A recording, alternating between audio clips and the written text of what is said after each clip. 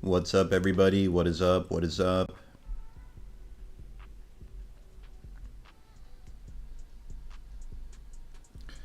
How you guys doing? How's everybody doing?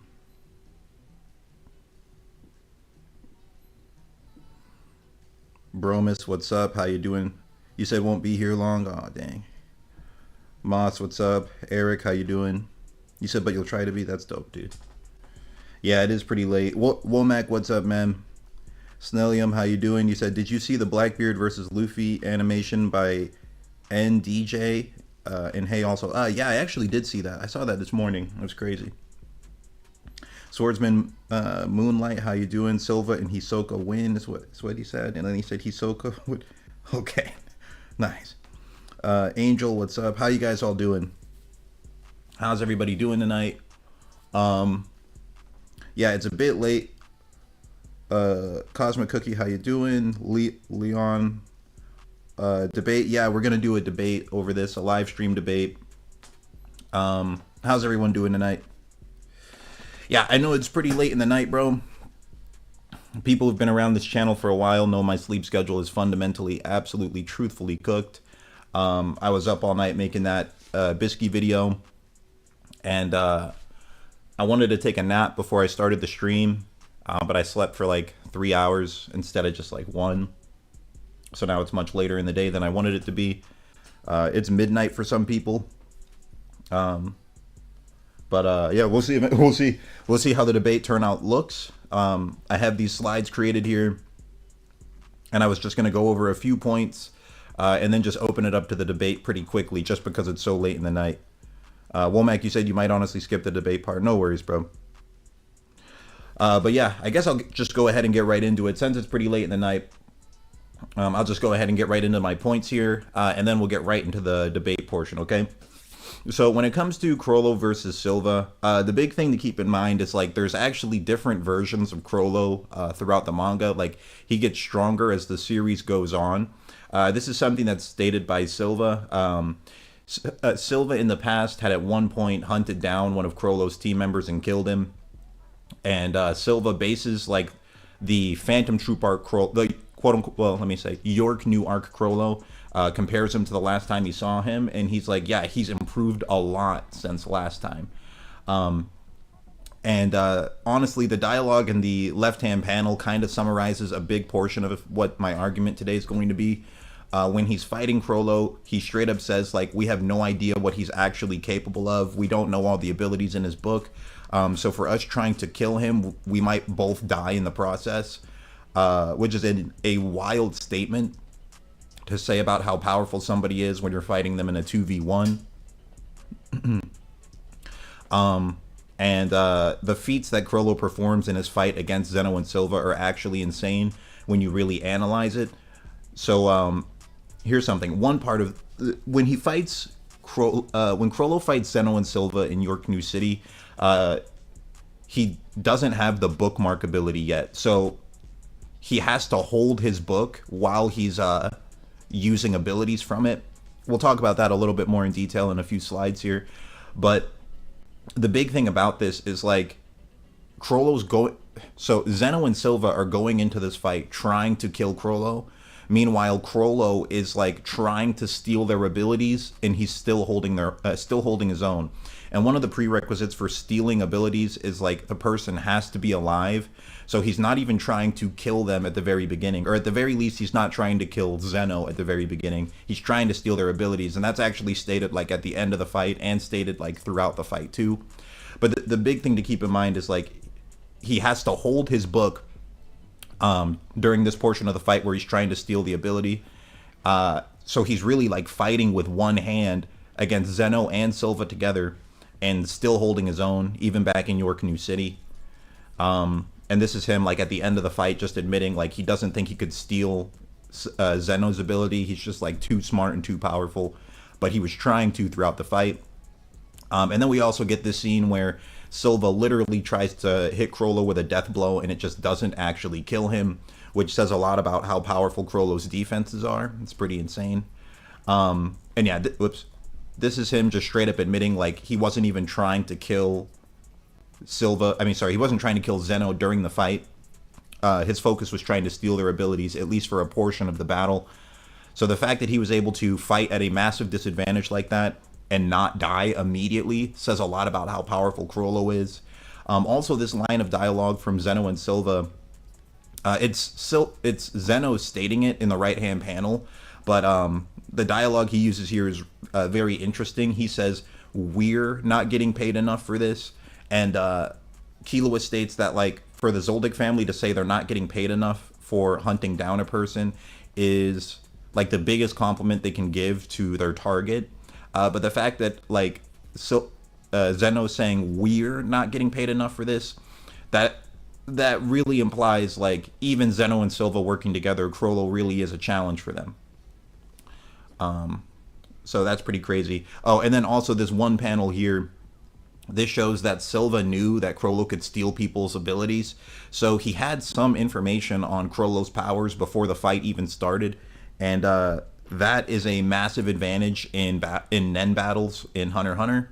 So, like, if you think about it like this, there's a real possibility that not only was Chrollo getting jumped 2v1, but they knew about his abilities, while there's a chance that Chrollo didn't know what their abilities were at all. So Chrollo was fighting at a massive disadvantage, fighting with one hand, still holding his own, and still putting them into a situation where they both might die fighting him.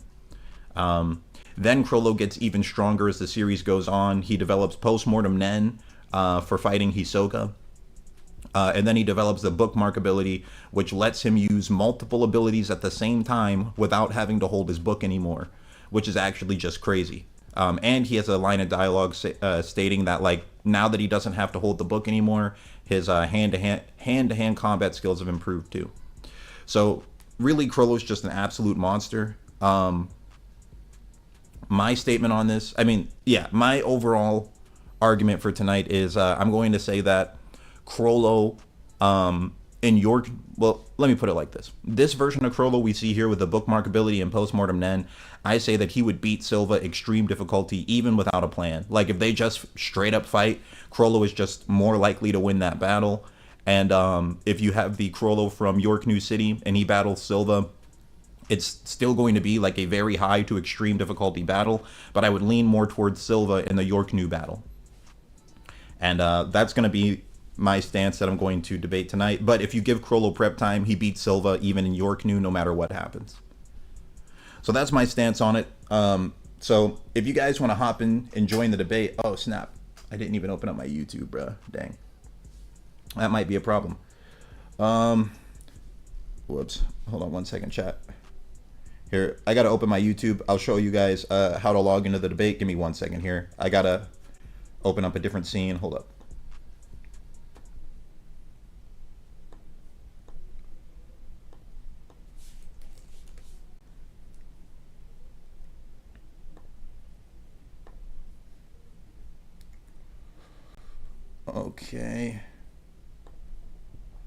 Okay, chat. Can you guys still hear me? Yeah, I just had that backup scene from an old one before, from an old live stream I had done in the past. Let me know in the chat if you guys can still hear me. I just switched back to the original scene here. But yeah, so here's a tutorial for anyone who wants to join in the debate tonight. You go to my channel. Like, let's say you click on my channel here. Then you go over to the post tab. You scroll down. You should scroll past this one. This was just like an announcement post I did to let people know the stream was happening. Go to the versus battle stream here, the Silva versus Chrollo one. You click the comments, you scroll down, and then you click this link in the pinned comments, and that'll take you to the debate, okay? All right, chat. I'm about to open up the debate portion, so if you guys would like to join the debate, just follow those steps I just laid out, and you'll be able to hop in the debate, okay? So I'm going to open up my Discord, and then we can start having the debate portion. Here, just 1 second. Let me open up the Discord. Let's see if people are in the chat right now. So I'm seeing nobody in the chat yet. I'm going to be in debate voice chat number 2. I'll be sitting right there, just waiting for anybody to join, and we'll see how this goes. While I'm waiting here, Ranger, what's up, bro? How you doing? Um, Hey, it's all good. Good to see you. Good to see you, bro. Just give me 1 second here. I am opening up the YouTube chat on my other laptop so I can see what people are saying in the corner. Just give me one Yeah, no second. worries, man. Take care of business. Yeah, just thank you, thank you. Um, but yeah, how are you doing, Ranger? How's your day been, bro? Dude, it's been good. I was actually excited to see this, and I've been in a lot of conversations in the Discord since I joined about a week ago. That's great to hear, bro. I'm happy to hear that. Um, and thanks for joining the Discord. So okay, I have the chat open up over here so I can see what people are saying. Okay. What's up, Bromus? How you doing? Let's see who's in here. So we got Ranger, we got Bromus, we got Blessed. Okay. So yeah, since it's just a small amount of people, Cosmic Cookies here too. Sick, sick. Yeah, I think we should. Oh, we're actually getting a good number of people. So I'm thinking we should do 1v1 debates. Um, let's see, and I'm just gonna get this panel open right here. I'm saying we should do 1v1 debates, maybe for 10 minutes each, and then if there's if people like don't get all their points out, we could do like multiple rounds, kind of. So I'm just getting a timer here. Let me get a stopwatch so I can time the debates, because usually Lenny does the timer, but I think Lenny's asleep right now. But okay, so we could just go in order of like how people got here. So Ranger could go first, and then I think it was Blessed, and then Cosmic Cookie, and then Eric. I don't know if everybody wants to debate, but Ranger, did you want to debate on this topic?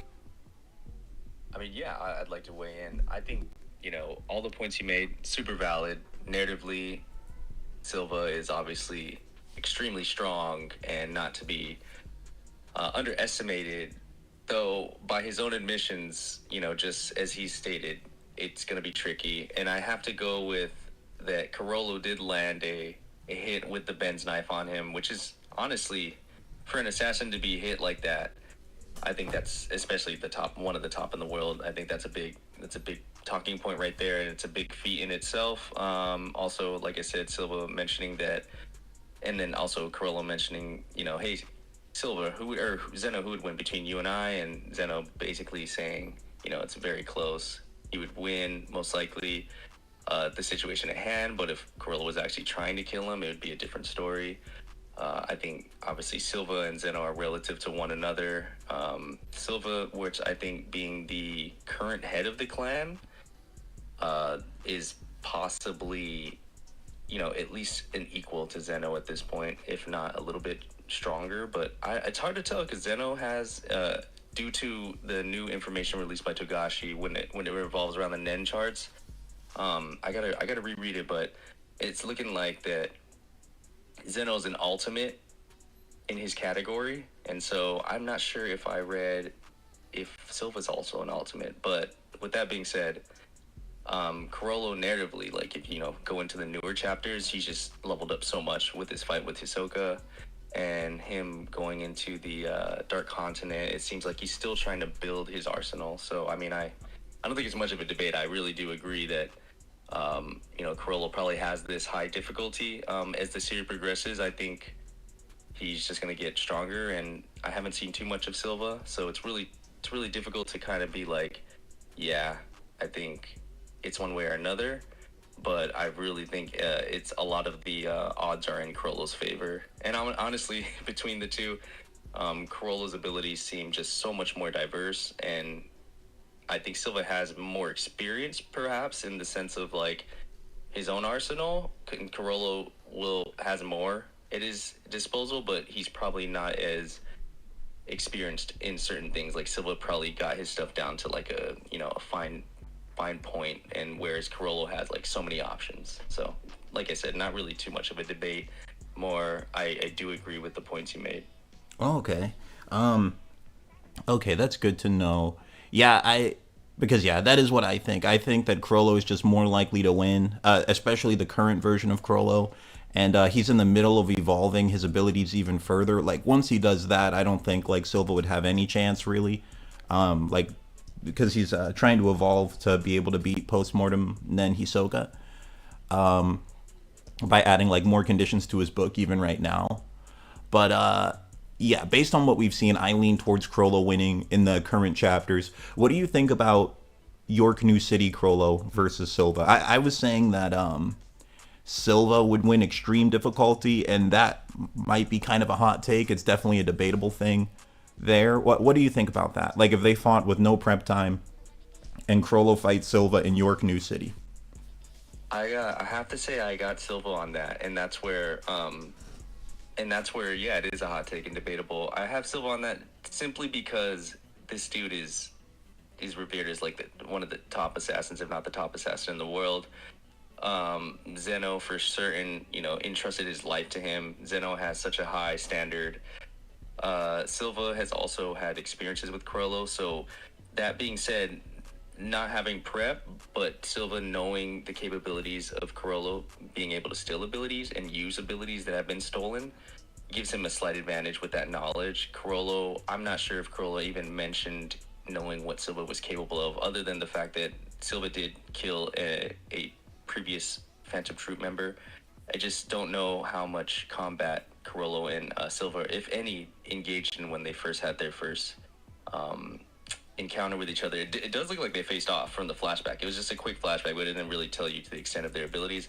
I do have Silva high difficulty versus Chrollo, just based off of, if we're going with the actual fight that they actually had, Silva wasn't really, dominating or superior. And like I said, Chrollo did land his hit on Silva, and that really goes to show that it's a pretty big feat, man. I mean, so it has to be high difficulty. You can't. There's nothing that definitively says for me either side wins mid difficulty. It's definitely like they're gonna have to pull out all the stops. Yeah, I completely agree. It's definitely going to be like an extremely challenging fight, and it really could go either way. And I do agree with what you were saying. Like based on the fight, the feats we saw in the fight, it wasn't really like Silva did enough to say that like, oh, he'll definitely win for sure. Like the real reason I lean towards Silva, it's more just based off of like the narrative that he's the head of the Zoldyck family, and like so, and it's also based off of like the statement that Zeno said. So like, here, let me see if I have it. So Zeno said like if he fought Chrollo 1v1, he would win for sure. If like Chrollo's holding back, like trying to steal their ability at the same time. But it would be a different story if Chrollo was really trying to kill him. Like that doesn't necessarily mean Chrollo would win. It just means like he wouldn't win for certain. It's like Zeno might still win, but it could just be extremely challenging. Like that's another way you could view that against the York New City Chrollo. And then there's a chance that Silva would be even stronger than Zeno is. I think it's a wise statement because it's like not definitively saying like I'll absolutely win. It's like I'll most likely win, but there's also a margin for him losing. And then I think someone mentioned in the chat on YouTube, York New Chrollo is beating Silva. It is implied that Silva stalemated Chrollo when he was weaker in the past. I think that is debatable, but given the flashbacks we saw, because I'm kind of referring to the anime, they were kind of at a standoff, like facing one another. But like I said, I don't recall if there's any actual detail of their actual face-off, like their actual fight. So it's interesting. If Silva stalemated a much weaker Chrollo, then York New Chrollo probably beat Silva, but without that information, I'm not sure. Yeah. Sorry, I didn't mean to jump in. No, I agree with that. That's like my exact thoughts on it too, because it was just Silva saying like Chrollo is significantly stronger now than he was last time. So he got like some kind of a read of his power in their first encounter. I mean, but he could have done that in a bunch of different ways. Maybe he just looked at him and like could tell how much aura he had. Kind of like what Netero does when he looks at Pito. And then he's looking at him now. He's like, yeah, his aura's greater than before. Maybe that's what he was doing. Or maybe they did actually have a fight of some kind that we just never got to see. And we only got to see the standoff. Something else that is interesting, though, is like if you pay attention to their fight, it seems like Chrollo hates Silva, but he doesn't really he doesn't have any hard feelings towards Zeno. Like if you pay attention to like just the different panels throughout the fight, like he looks at Zeno with like a neutral expression, but like when he looks at Silva, he's looking at him with like hatred in his eyes. And it shows that he still holds a grudge for Silva killing one of his team members, but he never went after him to get revenge. So that's kind of telling too. It's like in Chrollo's mind, he didn't think it was worth like challenging the Zoldycks, trying to get revenge over that. So there's some things there. Like it's stuff like that that makes me lean towards thinking that Silva would still win in a 1v1 during York New, but the power ups that he gets by the time he reaches like his Hisoka battle is just simply too much. Like they were already like neck and neck here. I don't see Silva overpowering like post-mortem Nen and like being able to use multiple abilities at once without even holding the book. I don't see him beating all of that actually. Yeah, I agree. And also, yeah, to add to that, you were saying how like Chrollo looks at Silva with like some sort of like resentment and hatred, and yeah, I definitely agree with that. I know it's his first interaction with Zeno, so he doesn't have that prior history, but he definitely has a grudge against him. But someone, I think a big topic that I'm reading from the comments on the YouTube video is like, all right, so who's actually stronger, Zeno or Silva? Same with the basic points being Zeno is in his he's an older and past his prime. Silva is like massive in his prime and the head of the family. What do you think who the better of the two are currently? Or at least let's just go with York New then. Yeah, you mean between Zeno and Silva? Yeah. Yeah, I think that Silva is a little bit stronger just because I don't see the Zoldyck family letting Silva be the head of the family if he's weaker. And like Zeno himself is still active. It seems like they only let the best possible choice be the head of the family. That would be my interpretation of it. Yeah, I lean. That's like the main reason. If Silva didn't have the head of the family title, I would say it was Zeno, but because he does have that title, I lean towards thinking it's Silva, and he's had it for a while too. He's had it since Killua was like a little kid. So yeah, and he might have gotten stronger since receiving the title. I mean, when solid. Killua is still a little kid even now, but he had the title back when Killua was like a flashback of like 5 or 6 year old Killua. I think he still was the head of the family even then. So he's been the head of the family for at least like 5 to 7 years, something like that. So another thing though is like the Zoldycks are interesting. I don't know if like they continually train to get stronger the way like a hunter would, because like most hunters, it seems like the longer that they're hunters, the stronger they get, because they're like going after more and more missions, like trying to rank up, trying to go from like single star to double star and stuff. But with the Zoldycks, like they're just straight professionals. They're like, we're assassins, we just cook people and that's it. So I don't know if they really do get stronger over time or if they just kind of reach a level and stagnate. That's kind of another thing to talk about, but It looks like they keep going on active missions. I think what we've seen throughout the series, almost every other arc, is that the family, or even every arc, the family is actively going on missions. So I feel like it's, as an assassin, you know, you keep your blade sharp. So I think they have conditioning, training, and constant being in the field to keep them at their peak, or at least, you know, keep them sharpened. So I mean, that's probably a thing. But yeah, those are good points, man. I appreciate it. I wanted to just, like I said, I agree that Chrollo would defeat Silva as of currently in York New. I think Silva has the edge slightly. But yeah, thanks for that. No problem. And just one last thing. Do you think if you give Chrollo prep time, do you think he's beating Silva in York New? Yeah. Yeah, me too. Okay, dope. Yeah. So that was like exactly 12 minutes. So I guess we can do 12-minute goes. So who was next, actually? Who is next for the debate? And thank you, Ranger, for sharing your ideas. So who was next? Did anyone else want to go? Oh, I don't know if anyone else actually wants to go. Did Eric? Did you want to go? Cosmic Cookie? Anyone? I'm down. Okay, dope. How you doing, Eric? I'm good. You? I'm doing good, bro. I'm doing good. Oh, and Snillium, dude, thank you for the donation, man. I appreciate it a lot, bro. You said W as always. By the way, love this community. Thank you, bro. I'm happy you're a part of it as well, man. But yeah, Eric, I'm doing good, dude. What are your thoughts on Chrollo versus Silva? So my thoughts stand as Chrollo versus Silva as of now. Chrollo wins, like in current chapters, but York New, I still give it to the Chrollo the win over Silva, just slightly. Still super high difficulty. Okay. And why would you have Chrollo from York New over Silva? I have him over Silva only because from what we saw, he did amazing battle strategies, even on the fly. Like, there was technically some prep time in York New, but not a lot at all. Like, all he really did was set up a position where he had a big open arena with both of them, and he showed he has just amazing strategy, and he has such unpredictability.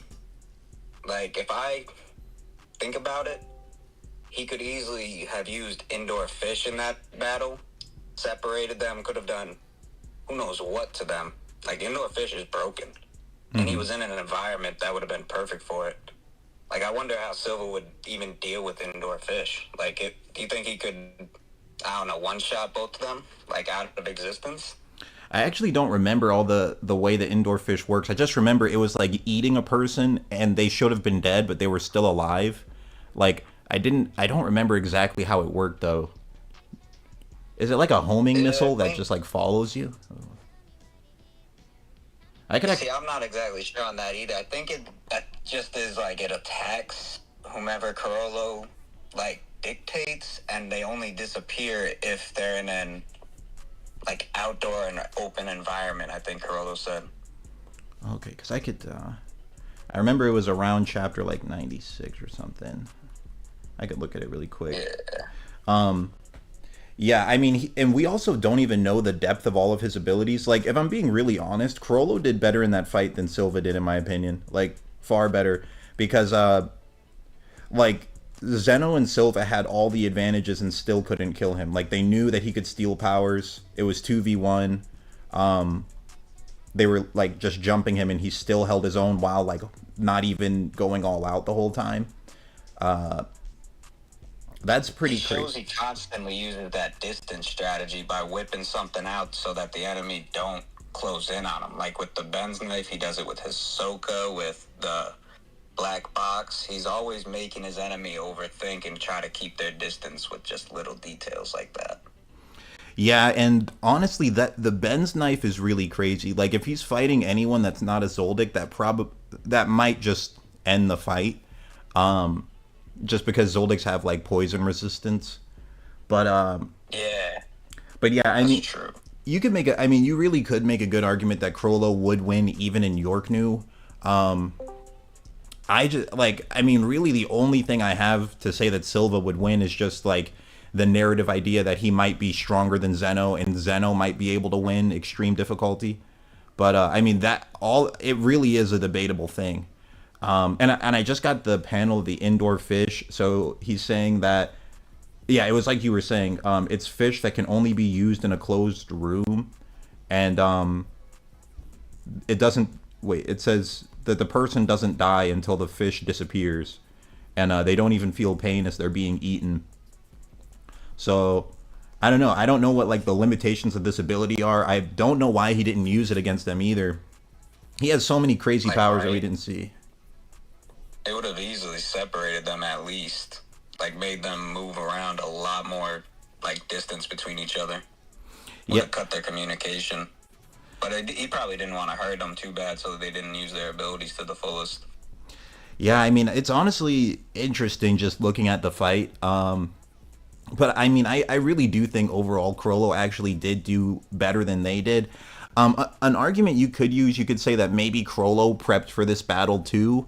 But it doesn't seem like he prepped anywhere near to the same level he did against Hisoka. Like, against Hisoka, he had, like, combinations of abilities specifically to kill Hisoka.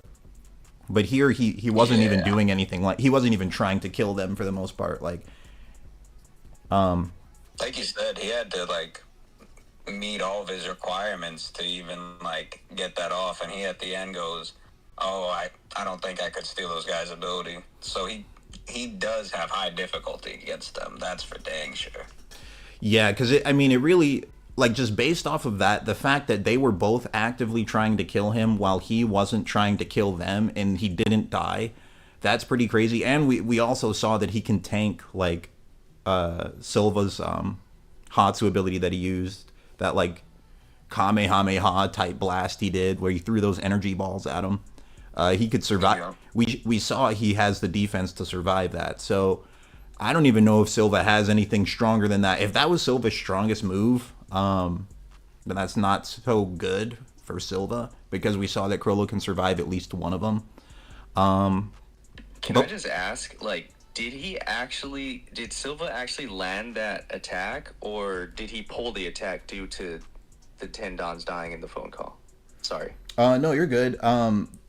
It looked like he landed the attack because he took like more damage after the attack was done, and like him and like, for example, you can look at Zeno. Zeno wasn't damaged before that, but then afterwards Zeno is damaged. Like, here, I can go and look at it. You could also say Zeno took some of the damage away from Chrollo, though, then, too. Yeah, I think that's part of why he lived too. Honestly, I mean, it's interesting that neither of them died, and like, Zeno was saying like, kill him even if you kill me in the process, but he didn't kill either of them with that, which is interesting to think about. I don't think that Silva would hold back though. Like, maybe he just underestimated how strong both of them are. Maybe, I don't know, but yeah, you can see in this panel here, like, Zeno hadn't even been hit the entire fight. The only time Zeno's even hit is by Silva's aura attack. Like, the only time he's hit is actually by Silva. Like, Chrollo doesn't land a single attack on Zeno the whole fight. So yeah, like, all besides the grab, do they really land many attacks on him? I'm trying to think, like, on Chrollo. Yeah. Like, in the big, like, how many attacks do they fully land? Yeah. and like, Chrollo gets hit by like, I think just one. I mean, actually, when you really look at it, like, you could make an argument that Zeno is just straight up better than Silva, because I think the only, like, the first attack that hits Chrollo is just from Zeno. He does like a dragon claw and it hits him. Like, let me see. Let me go back and like actually pull that up. Yeah, we know Zeno at least took a scratch. Like, it's like, I think that's what like blows, like, burns Chrollo's jacket off. It's like the initial attack. Like, he does like a miniature version of his dragon attack thing. Yeah, so it's like the fight starts. He dodges Silva's kick. Oh no, Silva does land a hit on him too. Okay, so he gets like grazed by Zeno, and then Silva punches him. He blocks it, and then this aura attack from Zeno like blows or like burns Chrollo's jacket off. That's like where most of the damage of the whole fight comes from. Is just that one attack from Zeno, and then he doesn't get hit again until like Silva's attack that's going to take out him and Zeno together. So And Zeno really did just dominate. yeah, Zeno was kind of carrying, and like, also Chrollo like landed a pretty serious attack on Silva, but didn't land anything on Zeno at all. Like, the whole fight, Chrollo doesn't even hit Zeno.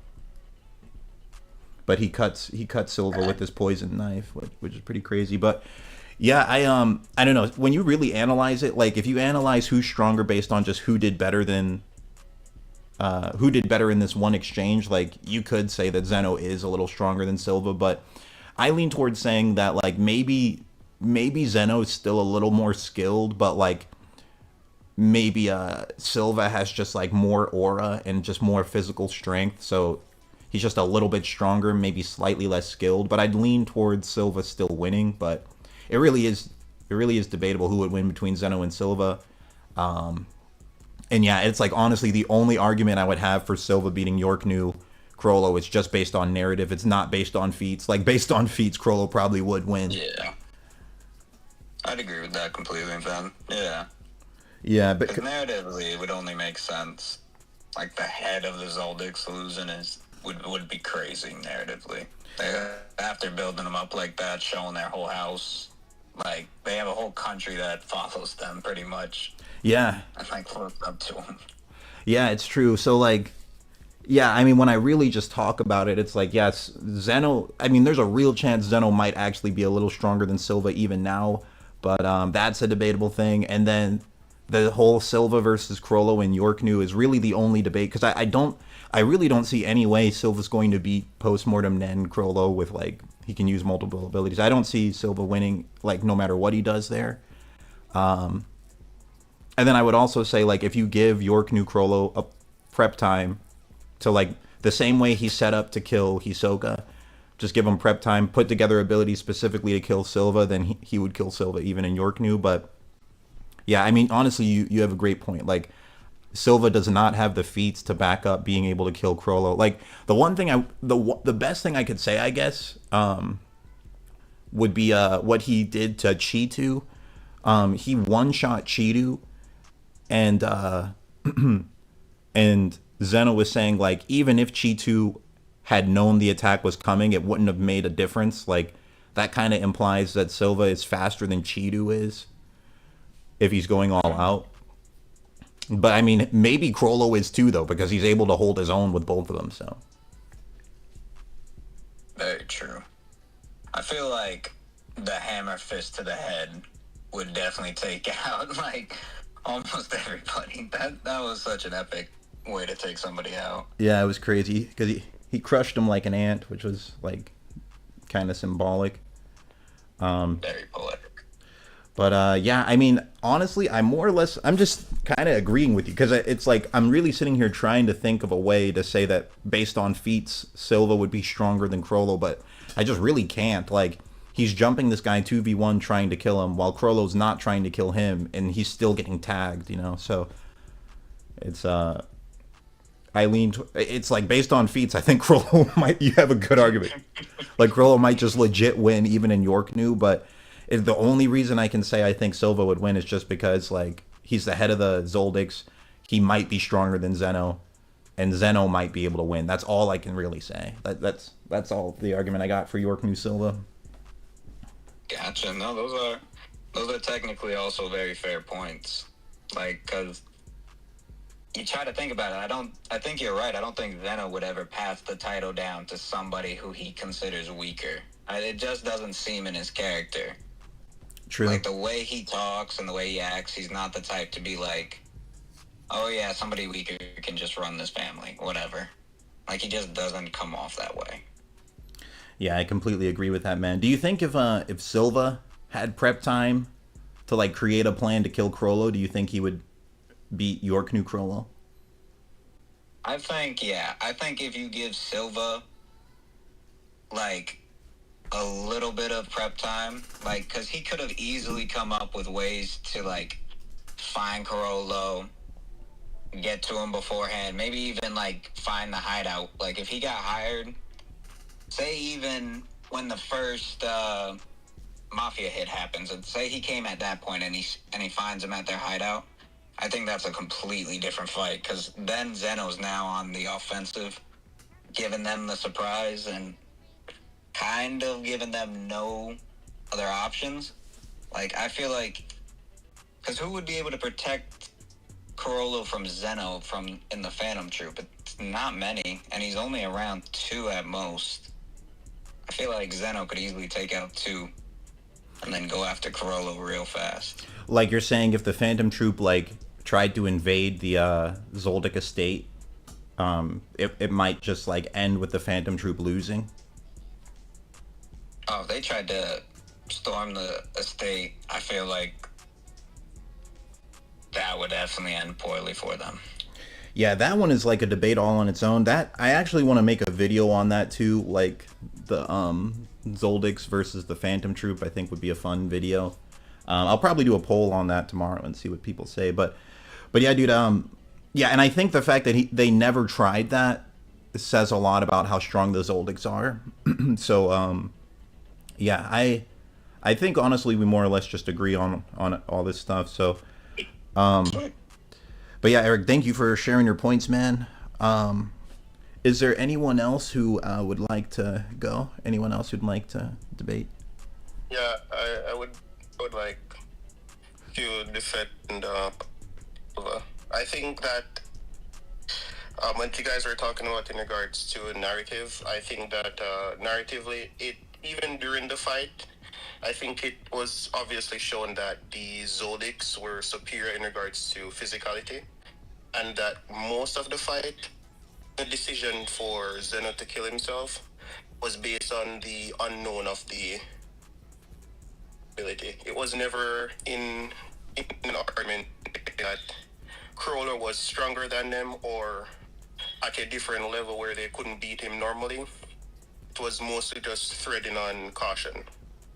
So if you rewatch the fight or just reread it, you realize that throughout the fight he's pretty much been ragdolled around, and the only shot that he gets in was using a surprise weapon on Silver, which didn't really have any effect because it was relying on the poison, and it was mainly relying on the poison to actually do the damage. So if it's the case where he was someone that they kind of information on what his Nen ability was, because not only did they knew he was strong, right? And if you have a strong Nen user with an unknown ability, you're pretty much just walking into a death trap. So they had to be really careful. So there was a chance that if they weren't careful, both of them could die. So the more experienced one, which is Zeno, just decided that, hey, I'll take the hit so you can finish the kill. And towards the end of the fight, you realize that the whole idea of Zeno dying, finish the kill, was actually cancelled out because narratively, if an assassin, especially of the Zoldyck family, that says, hey, take me out with the killer, you would have expect more damage to happen. I think it was cancelled during the ending part of the fight. That's how I view the fight. No, those are good points.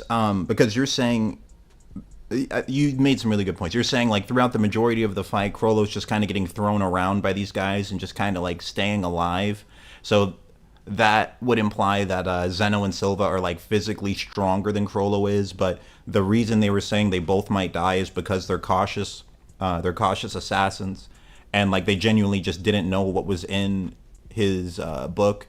Like he might have some and like that he's really strong on top of it. So having an unknown ability on top of a capable fighter is just like a dead trap in Nen battle. So that is Zeno was just willing to take it for the team.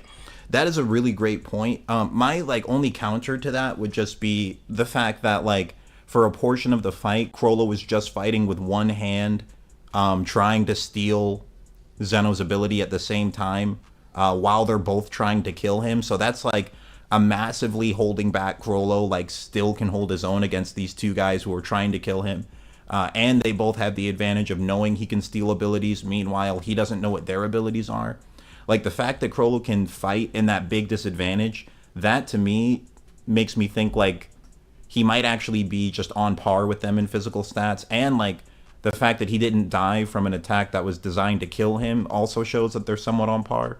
But just real quick, I got a donation here from Harvey. Harvey, thank you very much for the donation. Harvey said, Illumi was comparable to Hisoka, who was comparable to Chrollo. Silva is definitely portrayed as superior to Illumi, and one-shotting a Nen Chimera squadron leader is a crazy feat, to be honest. That's a really great point too, and that actually like backs up what you were saying, Void. So the like basically he's saying like Chrollo would be like around Illumi's level, so Silva should be stronger than that. That is honestly a really good point too. I would say that like actually the scale I have is like when it comes to York New Chrollo, I think that Hisoka is stronger than Illumi. Even based off of Hisoka's own scale, he just gave Illumi a 95. He didn't give him a 100. So I would say Hisoka's above Illumi, and Chrollo might be like dead even to Hisoka, but just has more versatile abilities. And then we don't know like what the exact gap between Illumi and Silva is. Maybe it is only like a 5-point difference, but like Silva has a stronger ability too. It could be something like that. So I would say Yeah, and oh, go ahead. sorry to cut you. I was saying like in regards to the comparison that you were making with Chrollo holding back, I would make the same parallel with the Zoldycks being forced to hold back because of the unknown. So with Nen battles, even if say that Chrollo was holding back in regards to using more deadlier abilities, right, and was still being able to keep up. The way that they described the fight, Silva described the fight was that he is dodging at the last moment so that he won't get an opportunity to strike. Meaning that most of the fight was like based around just the caution of it, right? So just as amount that if it's the case that they were knowing that, hey, these are the abilities that Chrollo can use and here are the exact rules, there are no surprises, then you would say that the Zoldycks weren't being held back as well. So I would argue that both of them were being held back, but at the same time, Chrollo was being completely ragdolled, meaning that there wasn't any opportunity, aside from like the surprise knife pull, aside from that, he was being completely ragdolled. I think that mainly was why I said that it was quite equal, because most people approached the fight where Silver and Zeno was being super cautious because of how strong that he was, but it was mainly around the unknown of the ability. And the other point that I had was in regards to narratively speaking, we see that Chrollo is vengeful when it comes to members of the Spider being killed, and that to the point where he would make it his personal vendetta to go after and kill Hisoka. But Silver killed one of the Spider members, and he seems to just hang up the rack right there. Maybe in the future he tries to go and kill Silver, but at the moment I believe that he was making an educated decision not to go after the top tier of the Zoldycks, because you know that he's a cautious fighter and he only picks fight that he would win. So that was my other point in regards to like why I would say Silver was stronger in that particular scenario. But it's an end battle, so it's all just depending on information. So I would put it in categories. Like prep, Chrollo, when it comes to an end battle, like an end user having prep, I don't necessarily categorize it, but just having like a general idea of what the abilities are. But Chrollo is special in which it's not just, okay, I know that he's an enhancer, an emitter, and his ability focuses around this. It literally can be anything. So prepping for Chrollo is that either you have the advantage where you know all of his strategies, or you just go in blind, and that's what I would see is dangerous around Chrollo. But if it's the case that they could have like any amount of information in regards to what are these surprises, I believe that the fight would have been a lot easier for them. And because of how one-sided it was, maybe at some point they would have taken some serious damage from the abilities. But I believe if it's a 1v1, it would be a high diff for Silver. And Zeno admit that he would have lost, so he's out of the picture. Well, I think every point you made there was really good. Like a couple counterpoints I would have is you were saying like technically like both sides of the battle were holding back. And and Harvey, I did see your donation. I will read it right after I say these points. Thank you for the donation, Harvey. But yeah, you were saying both sides of the battle were holding back. Like Chrollo's holding back, and Zeno and Silva are holding back because they're cautious. But I would say they're holding back for different reasons. Like for Zeno and Silva, they're holding back because Chrollo is so powerful and dangerous that like they can't take risks. Meanwhile, Chrollo's holding back because he's so powerful he can afford to take a risk. Like I think that's like a fundamental difference. Like Chrollo's fighting these guys 2v1 and he's like, you know what? Now's a good time for me to just try and steal this guy's ability anyway. Like that's a crazy thing to do. Meanwhile, like Zeno and Silva are like, this guy is so cracked, we cannot just like be reckless. So I do agree with you that like both sides are probably like holding back, but like their motivations for holding back are different. And then you had said something else that was really good too. You were talking about how they chose, how like Chrollo, after Hisoka kills some Phantom Troop members, Chrollo's like hunting him down vengefully, but he didn't do that with Zeno and Silva. Like my counterpoint to that was based on the Phantom Troop backstory. We saw all of the Phantom Troop members that Chrollo grew up with, and then they also state that like they can add new Phantom Troop members on. The one that Silva killed, I don't think he was somebody they grew up with. I think it was just like someone they added along the way. Like the same way that Hisoka just randomly joins them, in the same way I think Bona Lenoff is also like a newer addition. So they might not have had the same connection to them that they have to like Shalnark and Koratopi, but I have to look at the flashback again to see if there was like any. Yeah, just Oh, go ahead. from what I saw, that both in the flashback, it was shown that normally Chrollo don't show any kind of emotion, but they show that he was actually angry about it in the flashback when Silver was scouting him out, and when Silver and Zeno was leaving, he was glaring at Silver, showing that he still had some gripe about him killing a member of the Spider. True, I don't know that if is it's true. anime exclusive or if it's in the manga as well, but in the anime, he was glaring at Silver No, you're when right. they It's were like leaving and then wasn't invested at all. I think that is in the manga too. But I was also referring to like their childhood flashback, like because in their childhood it shows them form the Phantom Troop, and like there's like founding members of the troop and then people they added on later. So like maybe he's just like closer to the founding members, but yeah. And I'm looking here, it does look like I know the exact scene you're talking about where like he's looking at Zeno and he's like kind of chill about it, but he looks at Silva at the end and he's just like triggered. It doesn't look like that was in the manga actually, but at the start of the fight he did look at like both of them like serious. But real quick, I'm gonna read this donation from Harvey. Harvey said, also in the anime, we can see that Silva redirects the attack before landing just when his phone rings. So I'd have to go back and watch the anime clip to see that for sure. But the attack definitely did still hit them though, because what is it? Zeno like takes visible damage, you know, and before that Zeno hadn't even been touched the whole fight. Oh yeah. One last thing before I go, because I believe I made both of the points, is that in regards to Chrollo holding back, I think that you have to take into consideration that he's a psychopath, right? Yeah, it's just crazy. He admit that he would have lost at the end of the fight, right? Because the way that he phrased the question. So he was willing to die trying to get their ability.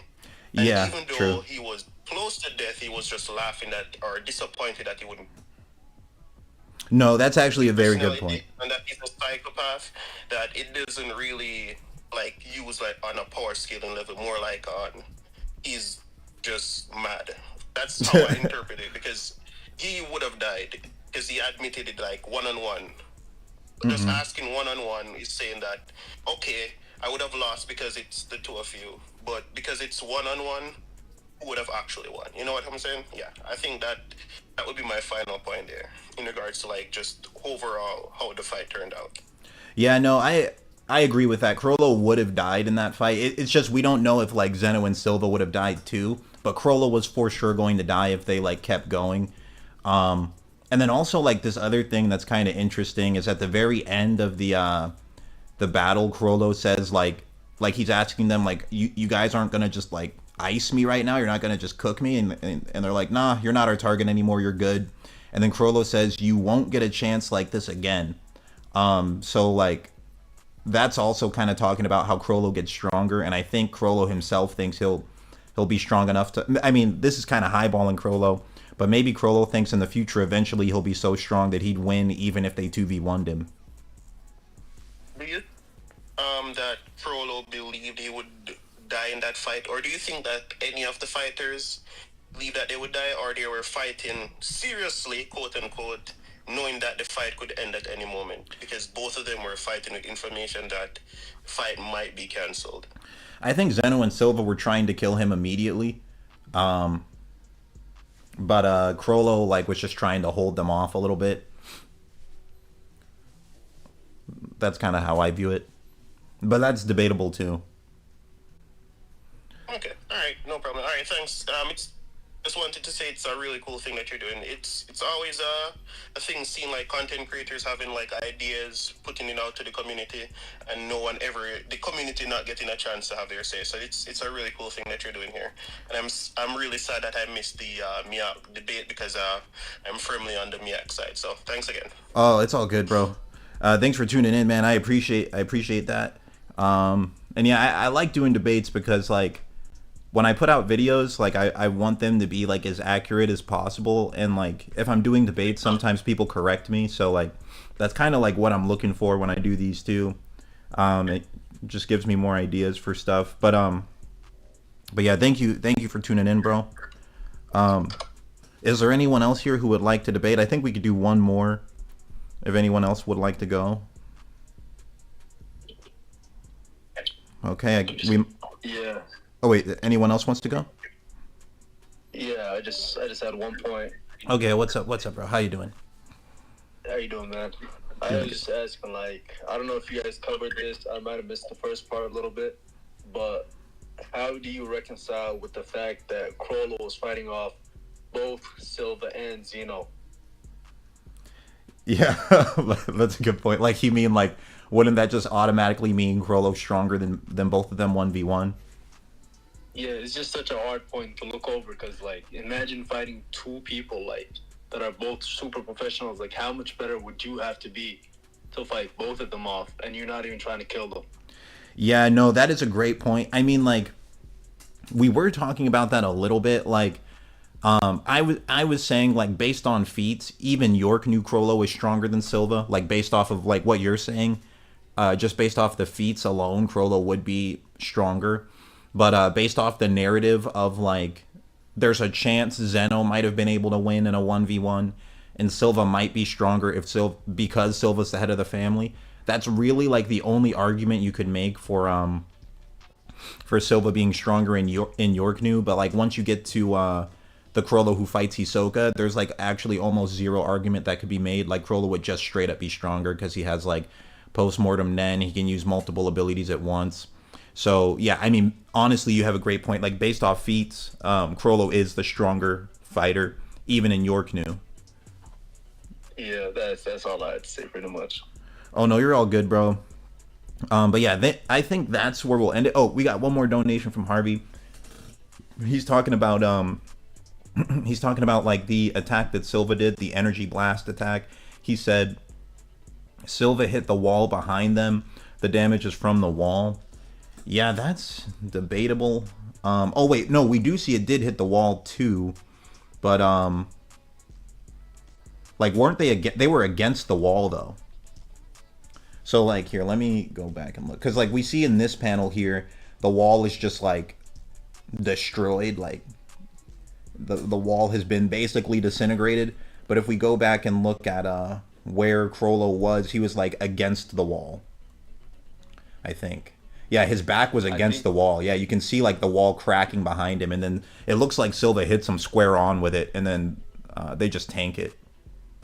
I was just researching a little bit, and it looks like, well, obviously Silva had prior knowledge that Illumi was contracted to kill the Dons, and I mean, if this attack was meant to kill Chrollo and also Zeno at the same time.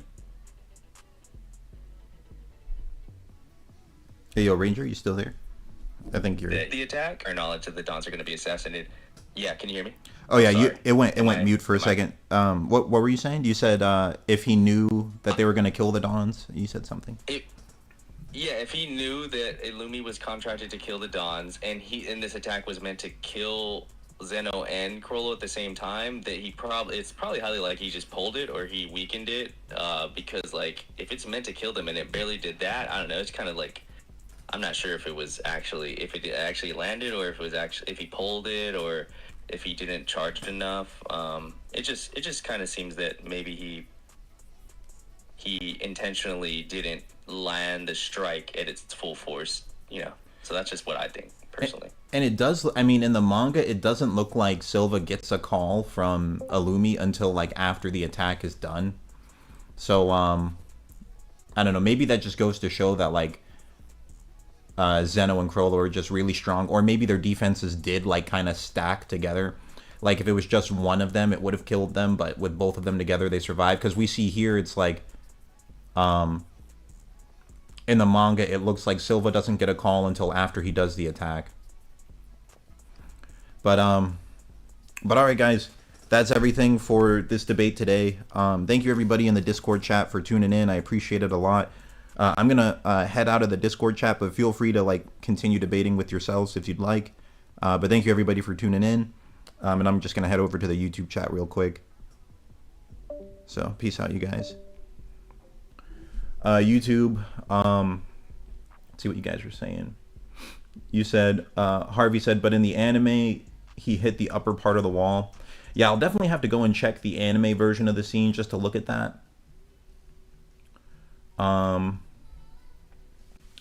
yeah, that was about everything I wanted to cover for today. Yeah, earlier today, guys, I posted a new kind of video, just power scaling Bisky.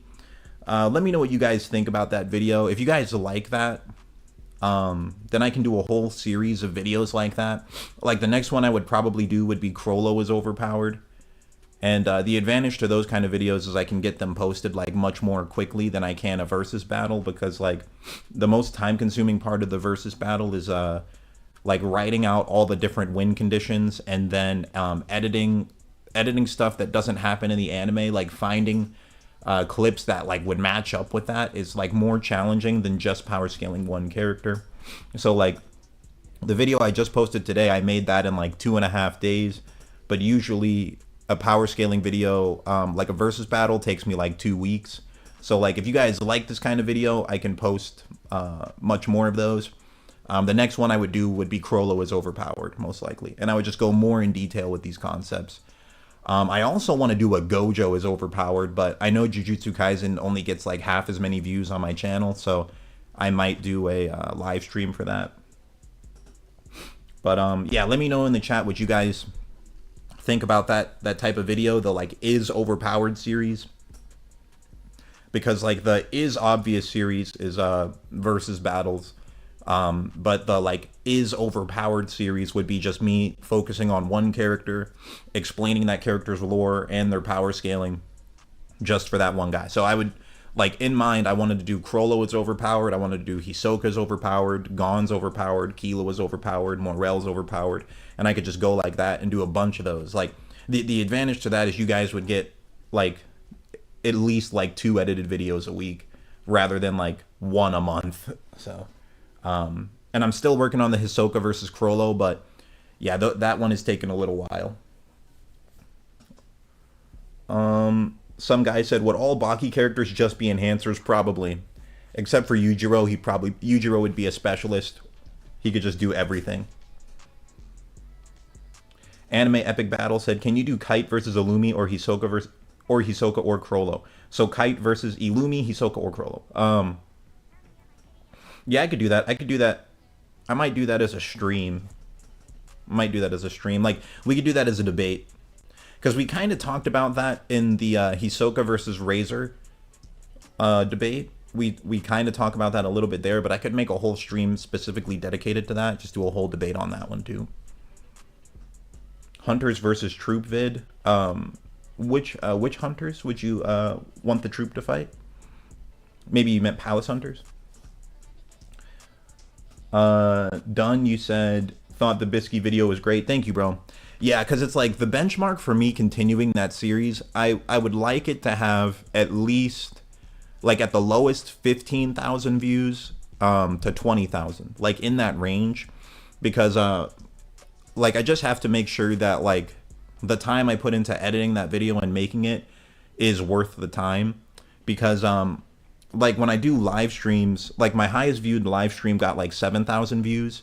So like if this edited video can't get like twice as much as that, then in my opinion, then the series isn't worth continuing. Because I could just do a live stream in like 5 hours and get that done versus taking 3 times as long to make it a video. You know what I mean? So we'll see. I'm hoping that series does, like, I hope the Bisky video does get like 15 to 20k views, because if it does, then it's like, all right, that's a worthwhile investment. I can make a bunch of those, and that would be great for the channel, because you guys would get like multiple edited videos a week instead of me just posting like 1 a month. Snailium, you said, will you stream Zoldyck versus Phantom Troop? I think for a video like that, I would make a video on it first, and then I would do a debate afterwards. I also want to go back and do a debate on every one of my videos I've made. Like, that's why I did the Gon versus Killua debate. because it gives people an opportunity to tell me things that they disliked with the video and stuff. I want to do a debate on Karapika versus Killua. That was like my most highly debated video, was Karapika versus Killua. So I'm gonna definitely do a live stream debate on that. But it's like, that's the thing. Killua, the thing you have to know about Killua is like, he is like the most beloved character in the manga. Even throughout all the like popularity charts, he always gets #1. So like, whenever you say Killua loses, people don't like that because he's their favorite character and he just looks like crazy cool. So like, when you make videos and you say there's a chance Killua would lose, you have to back it up with like an abundance of evidence. And then even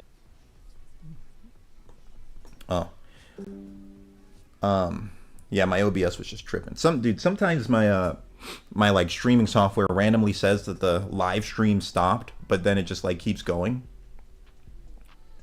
I don't know why it does that. But yeah, tomorrow I'm thinking we can do Karapika versus Killua debate. I think that would be fun. Some guy, you said you like Karapika more than Killua? That's a pretty base take, man. That's pretty rare. But yeah, I think that would be a fun debate. And I think part of like why people underestimate Karapika is they think he can only use his abilities against the spiders. So it would be fun to like talk about that in a debate. But yeah, would you guys like, let me know in the chat. Yo, what's up, Bromus? Welcome back, dude. Let me know in the chat, would you guys want me to continue the Is Overpowered series? So like, I did the one today for Bisky. The Bisky is overpowered. And let me see how it's doing. Is it doing all right? Let me see.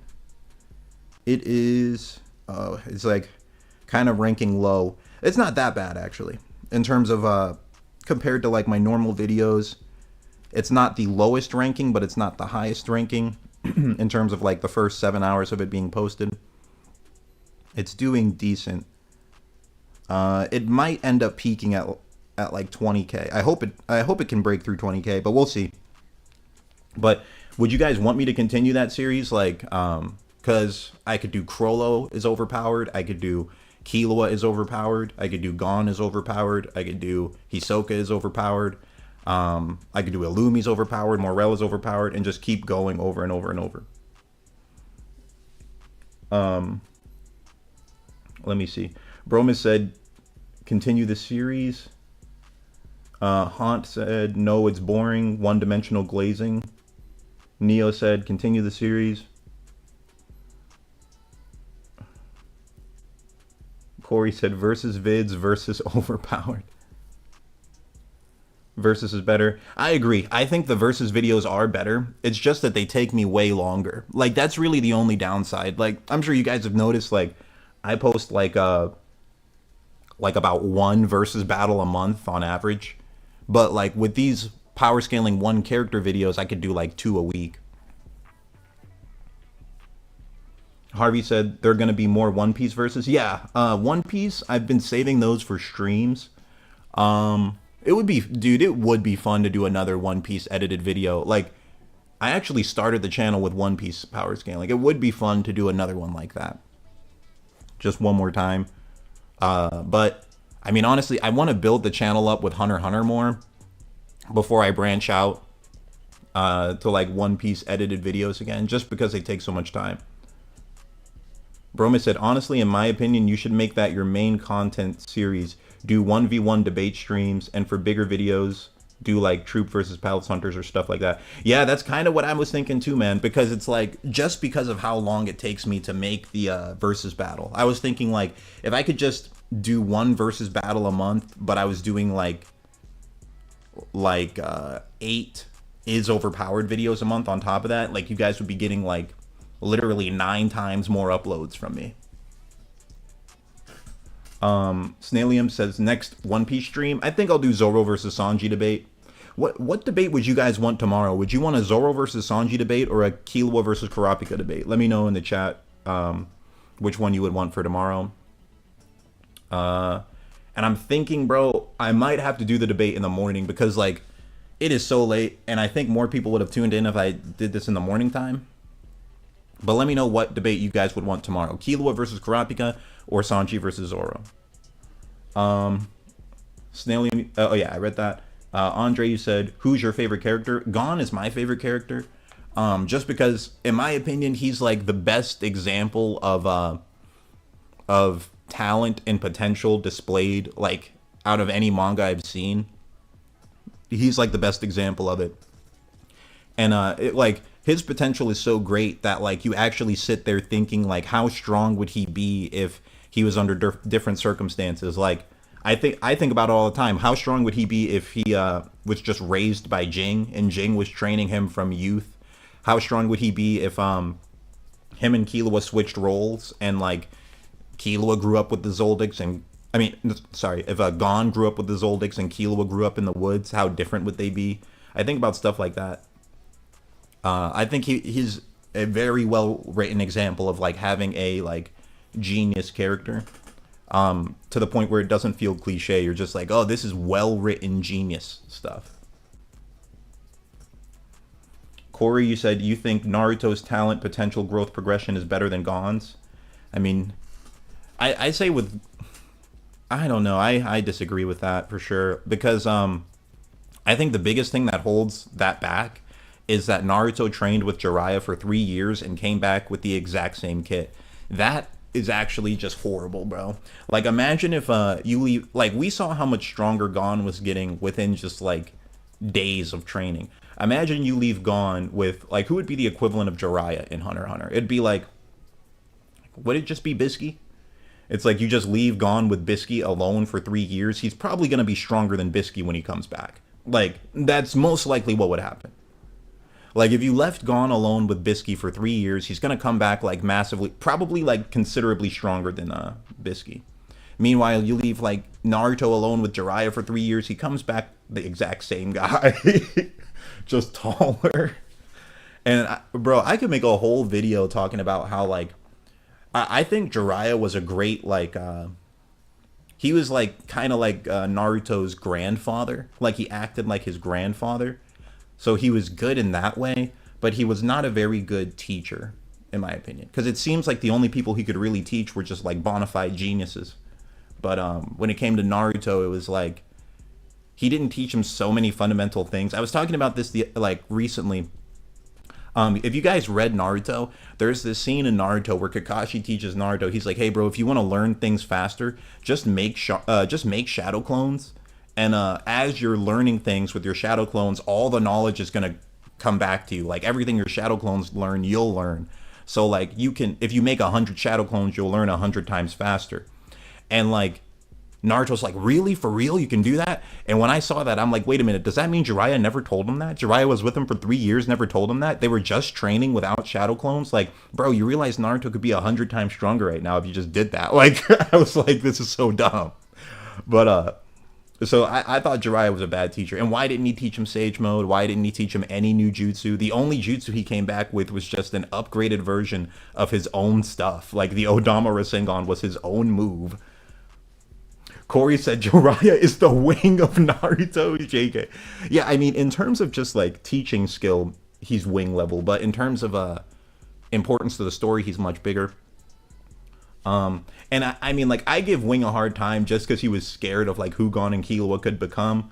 But something people have told me is like Wing had a good reason to be fearful because like Gon and Killua could actually have just become monsters, which is very true. Like he could have just like, I don't know, especially Gon. Gon is walking a fine line. Like, he could just become an absolute menace. Kryze says, is Uvogin a top 5 strongest spider? Yeah, he's up there, yeah. I mean, he's physically the strongest, so technically, like, if they all fought without Hatsu abilities, Uvo should win. But, like, with the Hatsu abilities, he would lose to some of them. Like, he's almost guaranteed. No, I would say for sure losing to Chrollo. Because it's stated that, like, Uvogin struggles against people who have tricky abilities. Womack said full potential Killua versus full potential Pito. It depends on how long Pito would live. Like, I mean, something I was thinking, do all the ants have, like, an ant's lifespan? All I don't know, but they're fused with humans, so we don't actually know like how old they would be able to live to. But I mean, I don't know. Pito's potential should just be insane. Like, Pito literally was born a Nen master and then just created a Hatsu just by thinking of it. That's on a completely different tier than the stuff Killua can do even now after training in Nen for like 2 years. So like Pito's talent is on a way different tier than even Gon and Killua's. But it all depends on like how old Pito would live to. So like I would say, for example, like if Killua goes to the Dark Continent and lives to 300 years old, that version of Killua would be stronger than like maybe a 5 or 10-year-old Pito. But like if Pito can live to like 100, then yeah, Pito.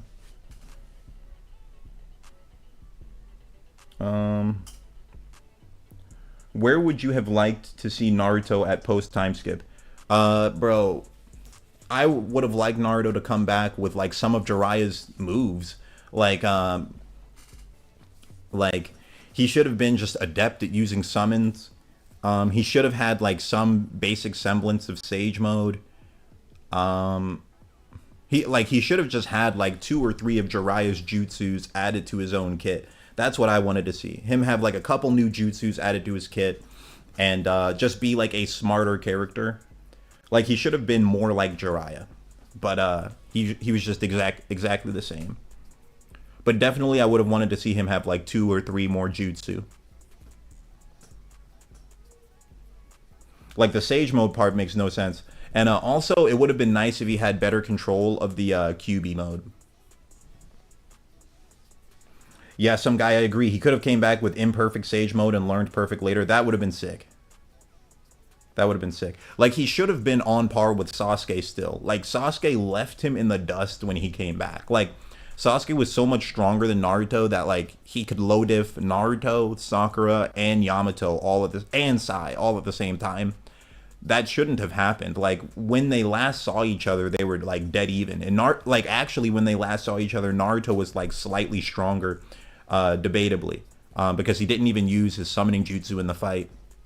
So, like, Naruto went from, like, debatably being stronger than Sasuke was at the end of part 1 to being, like, not even a tenth of his power, basically. He got absolutely cooked. Like, it really... It made me want to see what was Naruto actually doing during the time skip. Like, was he just, like, sitting around? Like, what did he actually do, bro? Why did he learn no new jutsu? Like, if I was Naruto, I'd be like, bro, can you just teach me something new, bro? Like, at 12 years old, all I had was Shadow Clones and Rasengan. Now I'm 16. I still only have Shadow Clones and Rasengan, bro. I need some new stuff. Like, I would have personally asked for new moves. What was he cooking? I don't know. Slightly bigger Rasengan. That's all it was. Yeah, just slightly bigger Rasengan. They were just eating food, eating popsicles. You said it'd honestly be sick if he had full control of the V1 cloak. He'd still have something to learn from Killer Bee. Bro, I agree. Like, they should have given him something new. That was like, I mean, in my opinion, Naruto has one of the worst time skip that I've ever seen. Like, Naruto himself, not the entire cast. Like, Neji did great over the time skip. Gaara did great. Sasuke did great. Everyone else kind of got screwed over a little bit. Shikamaru was alright. Hinata was alright. Everyone else kind of got screwed over. But, like, Naruto had the worst time skip progression. Like, if you look in One Piece had a perfect time skip. Like, when Luffy... Like, they played it so well. When you saw that it took the entire crew to defeat a pacifista before the time skip. Then they come back after the time skip and Luffy one-shots one of them. And so does Sanji, so does Zoro. Like, it shows you that Luffy, Sanji, and Zoro would all be able to solo the crew from pre-time skip, even, like, not even going full power, which is pretty crazy. So, I think they had a perfect time skip, and then they still weren't even at the top of the verse. In my opinion, One Piece has one of the best time skips I've ever seen. It has one of the best time skips I've ever seen because it was just handled right. Like they came back a lot stronger, strong enough to handle like the second half of the story, but they still had more stuff to learn on their journey. I think Oda handled that like perfectly, actually. Corey, you said on-screen training Naruto was fire, off-screen Jiraiya was bad. That's true. It's like it seemed like just what Jiraiya taught Naruto before the tuning exams. In like, didn't they have like a month to prepare for the tuning exams? That like 1 month of tuning exams training, Jiraiya taught Naruto more in that 1 month than he did in 3 years. Neo, you said you just got to the time skip yesterday. Oh, you're just reading Naruto? I mean, just reading One Piece now? It's sick, bro. I wish I could like just read One Piece all over again from the beginning and like not remember everything because like I read One Piece growing up. Like here's some Lilo lore. Like that's actually like the first series I ever like really deeply read was One Piece in my whole life. The first manga. Because I like my earliest memories I was like 5 years old. One of my earliest memories being about 5 and watching Luffy axe kick Arlong through a building. And that I remember being like 5 years old thinking like that is the craziest thing I've ever seen. And then that was like the first anime I became a huge fan of was One Piece as a little kid. And then I remember, like I'm 28 right now. I remember I got caught up to the manga when I was 14. And the manga had just finished like Marineford. And I've been caught up ever since. So I've been caught up to One Piece for 14 years. So like I never really got to experience like the feeling of binging One Piece except for when I first found it. Like when I first found it, I read like I think I read like hundreds of chapters in like a couple days, bro. Like I crunched it all. Bro. And so for the past 14 years, I've just been caught up. And I'm just like, man, it would be nice if I, like, when I hear people who are like, oh, I'm just starting One Piece now, I'm like, bro, you're lucky, man. You're lucky. Like, I view myself as also lucky because because that was like a rare experience to be able to say, you've been reading One Piece weekly since you were 14. Like, it's been a consistent part of my life since I was a child until now. That is a very unique experience. But people who are also, like, just starting it right now, you also get a unique experience, too. Because it's like, you can binge One Piece not knowing what's going to happen next. Oh, one more thing, bro.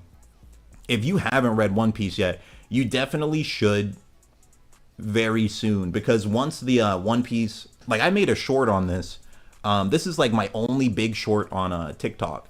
And let me know if you guys think I should post on TikTok again. I haven't posted on TikTok in, like, 2 years. But one thing I had said a long time ago was, like, once the One Piece is revealed, like, the story ends and they reveal what the One Piece treasure is, you'll never be able to experience One Piece the way we're experiencing it.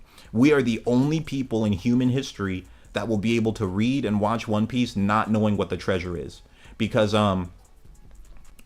like once that gets revealed, like let's say that the One Piece treasure gets revealed tomorrow. Then for the rest of human history, almost everyone who starts One Piece will start it knowing what the treasure is. Because you're going to get spoiled. You're going to, like, people, the way One Piece will be introduced to you will be different. They'll be like, because right now people say read One Piece, it's this insanely super lore deep story. We don't even know what the treasure is. But once the treasure is revealed, people will be like, oh, it's a story about people chasing this. Like, let's say the treasure is like chicken nuggets or something. They'll be like, oh yeah, it's a story about people chasing chicken nuggets. Like, the whole story will be different to you. So it's like, it's like, this is the time to get caught up in One Piece. And I recommend the way people do it is you read the manga and just enjoy it for the storytelling. Like, don't view it like Jujutsu Kaisen. View it the reverse of Jujutsu Kaisen. Like, in Jujutsu Kaisen, you read it because the fights are really crazy and the power system's really crazy, and the story is just okay. That's how Jujutsu Kaisen goes. It's, like, very action-heavy. With One Piece, it's the reverse. It's very story-heavy. It's like the story is insane, the lore is insane, and the action's just okay. So, like, view it like that. Prince Manic said, Lilo, don't ban me, but I actually started reading One Piece at chapter 1,000. What? Oh, wait. Like, you read 1,000 first? And you said, I got in an argument with my friend over what chapter is better, 100 or 1,000. That's actually wild, bro. You started with 1,000? That's wild.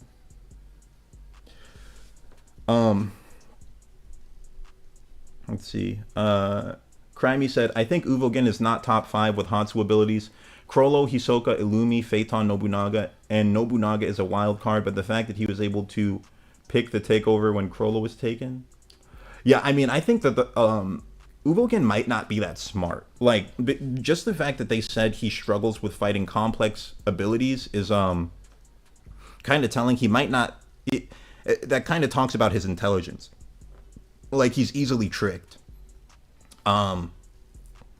Yeah. I mean, but they said, like, when Nobunaga and Uvogen would fight together, Uvogen would be stronger because he's, like, protecting him.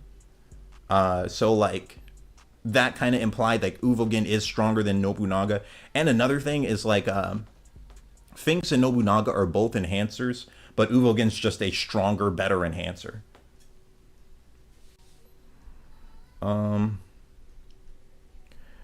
Merogaro, nah, dude, One Piece is like literally peak, bro. I'm not gonna. It's my favorite manga. Like, I know I'm a Hunter x Hunter YouTuber, but like the way I put it is, One Piece is my favorite manga, and then Hunter x Hunter's my favorite anime. Like, One Piece's storytelling is just so good, bro. Like, sometimes I just go back and reread just storytelling moments in One Piece. I'm like, dang, that hits. That hits, bro. Like, the end of Sabaody is crazy. Like, when you're reading that in the manga, the end of Sabaody is crazy. Like, that scene's nuts. Like, bro, I've said this many times before. Like, there'll be a mini One Piece glazing session. One Piece is like one of the only shonen out there where if you remove all the fights, it's still like a very excellent story. Like, you can only say that about some of the best manga ever written. Like, Full Metal Alchemist is another example. If you take out all the fights, it's still really good. It's another one. I don't know. You can almost say it about no series. It's like so rare to be able to say that. But One Piece is one of them. Like, you take all the fights out, it's still great. Because, like, my favorite moments in One Piece are not even the fights, bro. Like, I can list, like, off the top of my head, like, several moments that are excellent that have nothing to do with fights. Like, like, okay, so like Tom's scene where he says live life with a dawn, like, Tom's ending scene is crazy.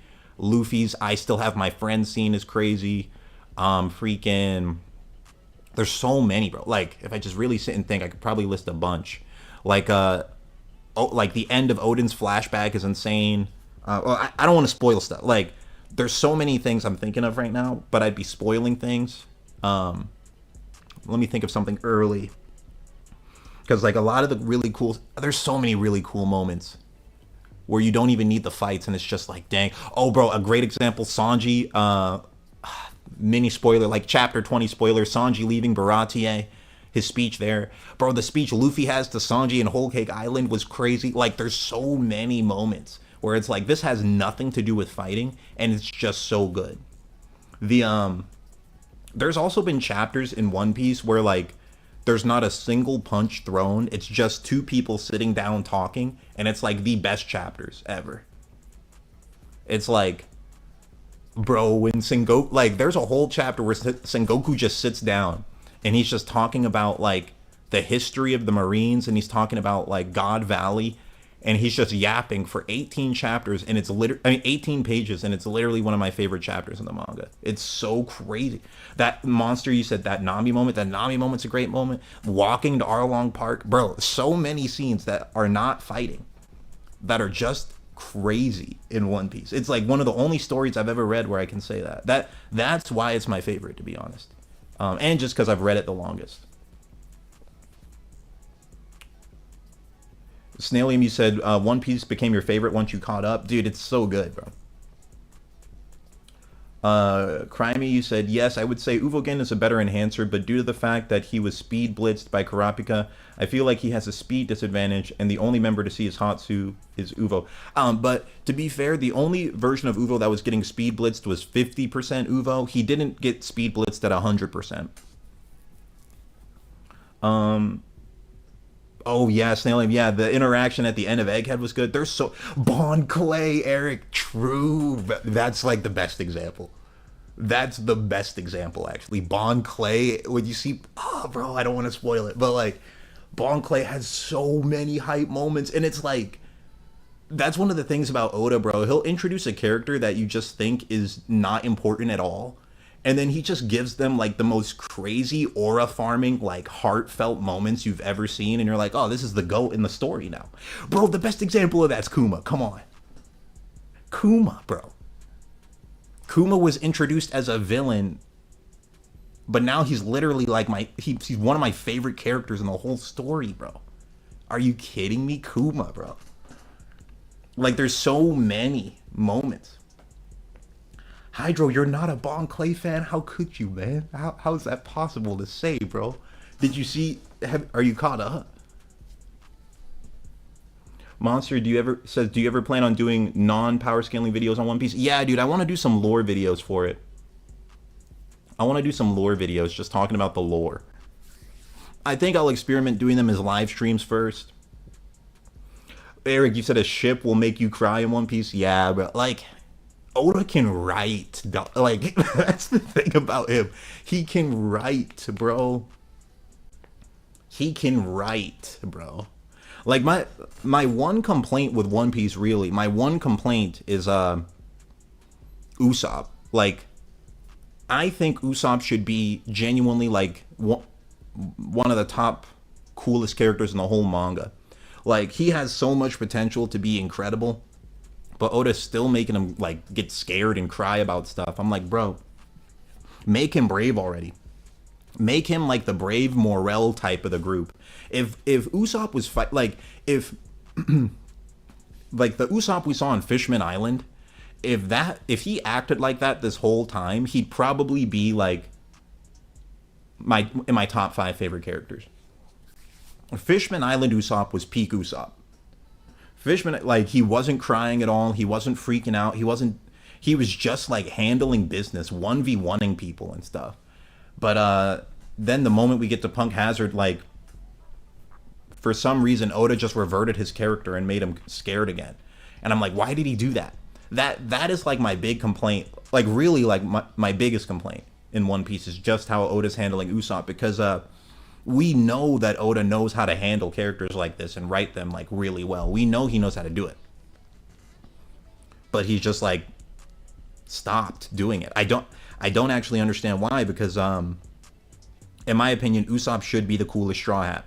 He should be like the normal human being that's hanging with monsters just by using his intelligence. Like, that is a really hype concept. Mero Garo said change the stream title. No, I mean the first half was just what was it? Chrollo versus Silva. Now I'm just kind of free yapping. Bro, Video Mania, you're kind of spitting. Like, Usopp used to invent something every arc. Like, what is Oda doing with him, bro? Usopp used to invent something every arc. Did he upgrade Nami's weapons at all after Wano? But like, here's the thing, bro. In this current arc, Oda really has the opportunity to make everything Usopp's done like be okay. Like, if he just all he has to do, give Usopp like a very hype, brave and genius moment together, and then like make him get a new weapon at the end of it, and then just make him stop crying. Like, Usopp needs to stop crying, stop getting scared. Like, that can't keep happening anymore. This is my honest take on Usopp. He cannot be a scaredy cat anymore. Like, he can be afraid here and there, but like, he needs to face his fears. Like, he can't just be like running from stuff anymore. It's like, we are way too late in the game. Like, we need Fishman Island Usopp non-stop now. You know, the story has like maybe like 3 big arcs left at most. I think one, like, you know, the crazy thing is like 8 years ago they said One Piece would end in 5 years. It's still going. I think Oda just keeps thinking of more stuff, so we don't really know when it'll end. Video Mania, Nami scaling higher than Usopp. Yeah, that's crazy. That should never happen. Like, if Oda makes it so that Usopp's stronger than Nami by the end of this arc, and he has a brave moment and a smart moment, then we got peak Usopp back. That's all. That's the thing, bro. It's like Usopp has so much potential. He can be like literally the coolest. Well, not cooler than Zoro or Luffy, but he could be like Sanji level in terms of cool. And Sanji's getting better too. Like Sanji pre-time skip I liked better than post-time skip Sanji. Just because like Oda didn't play on his like the pervy jokes with him too much back then. Not as much. It was like properly balanced pre-time skip, but post-time skip it was kind of just too much, kind of annoying. But Sanji, if you take away like the pervy aspect of his character, he's literally like probably the coolest Straw Hat. Like just like his backstory is really amazing. Who he's become as a result of how he was raised is really impressive. How he didn't turn into like an evil person even though he really should have. Like there's a lot of cool things about Sanji.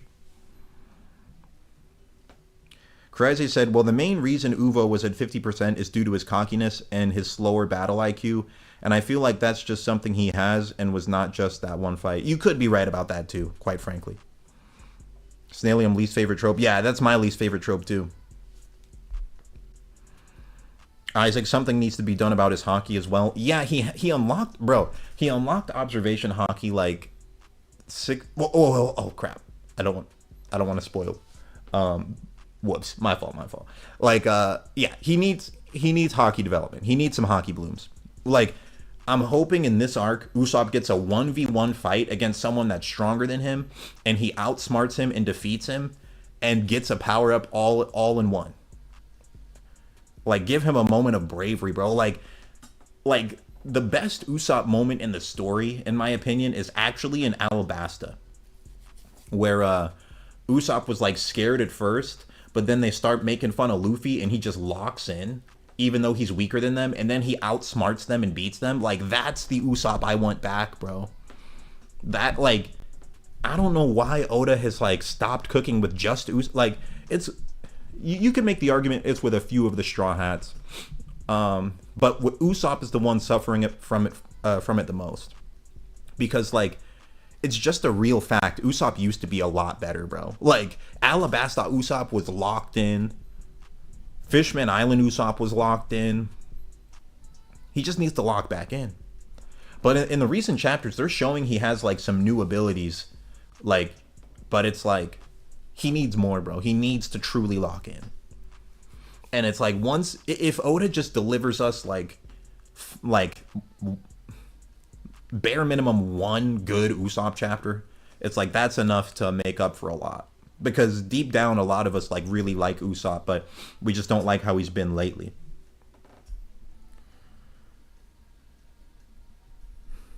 Yeah, but Usopp just needs to be better. At least make Usopp Brook level. Bro, I just want him even with Nami. He doesn't need to be super strong. Make him like even with Nami or slightly stronger than Nami. I mean, pre-time skip, him and Nami were like kind of always on par with each other. Could go either way, really. Kryze, you said, not gonna lie, I have not watched One Piece. Should I start soon? I have tried, but I get kind of teared off by like episode 100, 120. Bro, let me say this, man. Do not watch the anime. Read the manga of it. It's 10 times better because like if you watch Dragon Ball Z, you know how there's Dragon Ball Z and then there's Dragon Ball Z Kai. Dragon Ball Z is like reading Dragon Ball in slow motion. That's why they'll stand there and power up for like 10 minutes, but if you read the manga, it's just one panel. They do the same thing in One Piece, but since they don't have powering up moments, they just like make everything like way slower. Like, as someone who's read the manga, I actually pretty much can't watch an episode of One Piece. It's almost impossible for me, because like if I read the manga and then I go and watch an episode, I'm like, this is literally like we've spent like 7 minutes and we're still on one page. Like, there's actual episodes in One Piece where like they don't even adapt half a chapter. It's like you get a whole 20 minutes and they adapt like a couple pages. So I highly recommend just read the manga and then go back and watch like the big moments in the anime. Like I would not recommend someone to watch the anime to get into One Piece because it's just like far too slow. But there are some people who do it. Like if you guys know a YouTuber named Haisuten reacts. I highly recommend check him out. He is a goat. He in the modern day, like 3 years ago, he started watching One Piece episode by episode, and he did a live reaction to all like 1,000 plus episodes, and they're all on YouTube too. So that's a way you could kind of get into it a little bit as well. As Via says, how can I go next? Sorry, bro, the debate portion's done for now. Now we're just in the yapping portion. He said, do you think Chrollo is stronger than Silva? Yes, I do. Current chapters Chrollo, I do for sure. York knew it could go either way, though. Neo says, you hype for the anime remake? Bro, I cannot put into words how hyped I am for that. Because now, like, Toei's getting to the point where they're, like, actually changing some small things about the characters. Like, they're degrading Sanji's character in the anime. Like, straight up, like, disrespecting his character. And just, like, taking away... Like, that... I already wasn't really watching the anime. Like, I've just been manga only for years. And I would go back and watch the anime to see fights. Like... A lot of the Wano anime I watched, like the whole Odin stuff I watched, and then what else? Like a lot of the like rooftop stuff I watched all of that because it was insane. So like I went back to watch like the fights because they were just cooking, but I like Toei is changing so many things that I almost don't consider it canon anymore. It's getting to that level. One Piece, yeah, I hear good things about One Piece. It's just I just don't know any place to watch it. Monster, you said you watched like 500 episodes in 1 week when you were getting started. Pre-time skip just had so much character interactions between the Straw Hats that were entertaining on its own. Bro, yeah, it does have its own magic, but that's just because like the source material is that good. Like the fact that you were able to enjoy it that much while it's in slow motion says a lot about how good the source material actually is. Anime epic battle, you said, can Melioron and Finks take down Meruem? Maybe if Meruem's like sleeping and Finks charges all his aura into one punch, but even then it might not be enough. There is a bit of dialogue from like him saying that he thought Melioron thought Gon might be able to land a critical hit on Meruem if he's completely off guard and he hits him with rock. So maybe Finks could too, but it is a debatable thing. Kryze says, how many times have you watched Hunter x Hunter? Oh, I lost count, bro. Like, I mean, I have no idea. If I had to guess, like, probably like 30. Maybe more. I don't even know. Because I reread arcs all the time to make videos. And, like, as a kid, I would rewatch it all the time, too. So I actually have no idea how many times I've re-seen everything. It could be more than 30. Like, Greed Island, I've probably seen Greed Island on its own around 30 times. Chimera Antark, around 30 times. Hunter exams, maybe like 15. I've seen it all like dozens of times. Like, kind of a combination of both. Like, the manga I've read so many times over and over, I don't know how many. And like, the anime... I don't even know how many times I've seen it, bro. Like, I don't know. I just like, just a rough estimate, I think around 30 times. But like, that's like the whole story consumed together. So maybe like the manga like 15 times, the anime around like 10. Something like that. Do I ever go back to the 2011 version? Yeah, bro, all the time.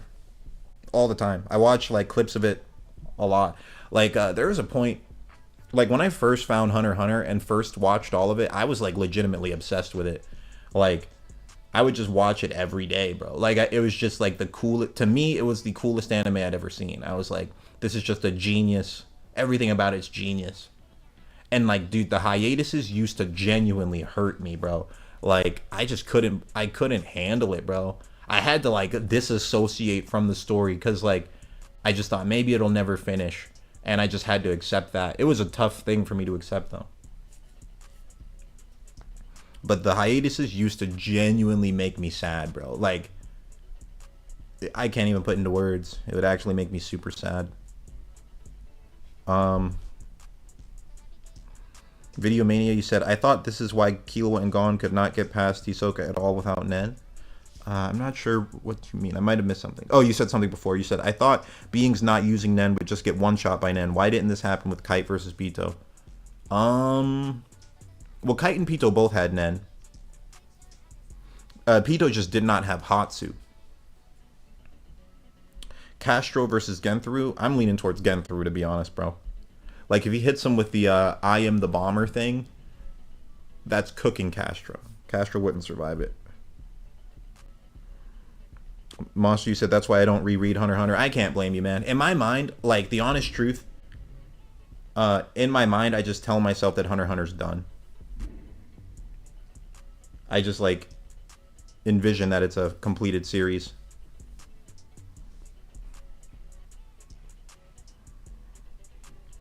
Cryze, you said, oh, so I feel like I have no life. I've watched the whole anime over 175 times. Well, bro, it's just a great series. I can't blame you for doing that.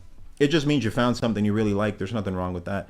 I mean, like, if you think about this, like, I don't know. These are more, like, productive. I was going to say people do stuff that they like a lot. So, like, if you say that you have a video game you like, there's people who, like, for example, the video game Skyrim, there's people who've poured 1,000 hours into Skyrim. That just means they really liked Skyrim, you know? Like, it just means you found something you extremely liked a lot. That's all. Like, if you look at people who are in fighting games at the highest level, we have no idea how many thousands of hours they poured into those fighting games. And you know, it just means they really liked it. I don't know. The things people really like, they pour a lot of time into. But yeah, in my mind, I just tell myself Hunter x Hunter is a completed story because I don't know if it's ever gonna get finished, guys. So, and it's like I've thought about it in depth. I'm like, Togashi, you know, I just want him to be healthy, you know. But I think to myself, like, I wish it was just written as a book. Like, I can't put into words how much that would have been hype. Like, if Togashi just said, you know what, like, drawing this stuff, it's really tough. If I just write it all as words and then release it as, like, a 1,000-page book, bro, I would read every page. I'd make a video on every page, bro. You don't even need to draw it. You don't even need to animate it. CEO said, how old are you, man? I'm 28, bro. Let's see here. Kyle said, do you think Pito lost some resolve after feeling angry Gon's malicious Ren while they were in Zetsu, same way Nove lost his resolve? Not really. Because Pito still had, like, a light amount of aura protecting itself, but, like, Zetsu is 0 aura. Monster, you said, I will take an audiobook. Bro, that would be crazy. Bro, if they released it all as a book, I would read it and release it as an audiobook, bro. I wouldn't even care. I'd read it all on stream, bro. Crazy said, do you think Adult Gon is going to 1v3 the Royal Guards if the Royal Guards had prep time? Probably still, yeah. Because they're all just getting one shot. He just has to punch them 3 times and they die. But alright, guys, I think that's everything for this stream. As you guys know, my sleep schedule is fundamentally, absolutely, truthfully destroyed. Yeah, bro, I'm on summer vacation from college right now. I got 2 months of it left, and I'm just trying to, like, make as much content as I, like, actually possibly can. Next I'm going to do a video game stream. Probably stream some Skyrim. Feel free to tune into that if you'd like. Ask me any Hunter x Hunter questions you'd like during that, But yeah, bro, I've just been streaming, dude. Last week, bro, I looked at my analytics. It said I got 16 streams posted last week, bro. That's the most I've ever done in 1 week. Got 16 streams and 6 shorts. So that was that's 22 uploads in just 7 days. It was a lot. It was about, like, on average, like 3 a day. Let me see. Cosmic Cookie one-shot Yuppie. Yeah, he would. Because, like, he was one-shotting Pito with, like, non-serious attacks. But all right, guys, yeah, that's everything for this one. I'm gonna go and do a Skyrim stream. I'm gonna treat it kind of like a celebration stream because like every time I get a edited video out, it takes a lot of energy, a lot of effort. And this one was like trying something new. It was kind of like an evolution in the channel, really. Like I was talking to Restless Gambler about it, the YouTuber Restless Gambler. Like we did a stream together like 2 days ago. We were power scaling Yuji versus Megami. That dude is very chill, by the way. You guys should go check out his channel, sub to him. That dude has a great channel. But we were talking, and I was telling him, I'm like, bro, the biggest thing that holds me back in YouTube is I just don't post edited like full length videos enough. And he's like, yeah, man, maybe you should just like focus on that, you know, for this month. And I just thought about that, and I was thinking like, how could I get videos out faster? And then I thought of like, oh, I could just power scale one character at a time, and then we came out with that. So I'm hoping that by like today's like Wednesday, I'm hoping by Sunday the Bisky video's at 20K views. I'm really hoping it is at bare minimum 15, but I'm hoping it's at like 20 by Sunday. If it is, then I'll just keep going. But I think the next video I'll make is which video would you guys want next? Like, would you want Chrollo was overpowered? Like, if I continue the is overpowered scene, which one series, which one would you want next? Who would you want me to power scale next? Would you want it to be Chrollo or Gon or Killua or Morel? Another option is Knuckle or Shoot. Those Knuckle or Shoot is overpowered or such niche videos. Oh, Nove as well. I want to do one for Nove. Kite. People are saying Kite. I could do a Kite one. Maybe Gon versus 3 Royal Guards. I could do that too. I did do that as a live stream already though. I did that as a live stream. Shoot, Kite, Shoot. People are saying Shoot and Kite. Razor. I could do Razor. Snailium said start with the most popular characters. Yeah, that might be a good idea because I did one for Bisky and she's very niche. So maybe I should do like Chrollo or Hisoka. Chrollo is overpowered, might go pretty well. You said you were typing Nove, stop reading my mind. Nove is massively underrated. Haunt, Poof, the only part about Poof that dematerializes is just his clones. His normal body is like a normal body though. But his clones can dematerialize. Because we see Meruem smacks Poof's like normal body and he just takes damage from it. But his clones are like basically invincible. They just like regenerate. Kite versus Chrollo. Yeah, I think what Snailium said is accurate. Like the next one should be freaking one of the more popular characters. What's your background music? Bro, they're all from this one YouTuber named Raleigh's Revenge. I go to his channel and I look at through like, I've listened to like pretty much every beat he's ever made. And then I just picked like my favorite like 10 of them and use them. Yeah, that's something I want to talk about too, Kryze. His portal ability, we don't know the limits to that. Could just be like actually the most broken Hatsu in the verse. Kite versus Yuppie and Poof. Maybe a stream on like Kite versus the Royal Guards. But alright guys, that's everything I wanted to talk about. Oh, Kite versus Chrollo would be a fun one too. But alright guys, that's everything I wanted to talk about. Thank you everybody for tuning in. We had 100 people in here, like well past midnight. I'm actually surprised about that, so thank you guys. Beck, you said Kite with Razor. I do have a stream on that Kite versus Razor. I posted that one like a month ago, but it's just a stream. But it's pretty in depth. Karapika is overpowered, would go crazy. That would be fun. Raleigh's Revenge, it's Rollie and then Revenge. So if you type in Raleigh Revenge beat, his channel will come up. Kryzer, you think Kite's the most overrated character? I think he's pretty properly rated. But I don't know, I don't really see people like hyping up Kite too much. But alright guys, that's everything for today. Thank you guys for tuning in. Thank you for all the comments. Thank you guys for watching. And next I'm going to do a Skyrim stream, so feel free to come over there if you'd like. But if you got to go to sleep and all that, that's understandable. Bro, I'm just doing YouTube full time this summer, bro. I'm just trying to lock in, so I'm going to be streaming throughout the night. So yeah, feel free to come through. And I'll see you guys on the next one.